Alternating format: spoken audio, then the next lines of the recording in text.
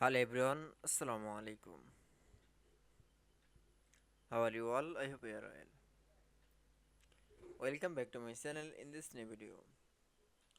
Today's video, how to make scatter in Microsoft Excel. So let's started. At first, you open your Excel document file.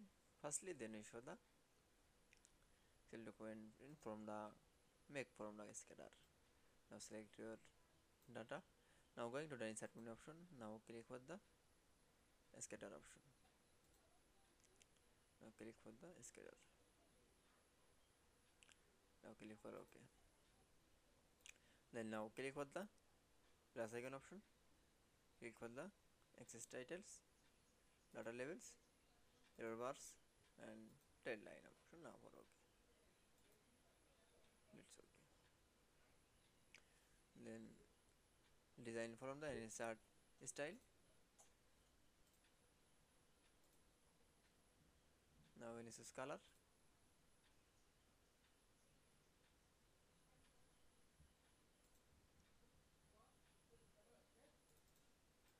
Now choose the SAS title.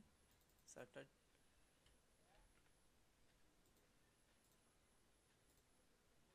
That's OK. Then we show the make scatter in Microsoft Excel.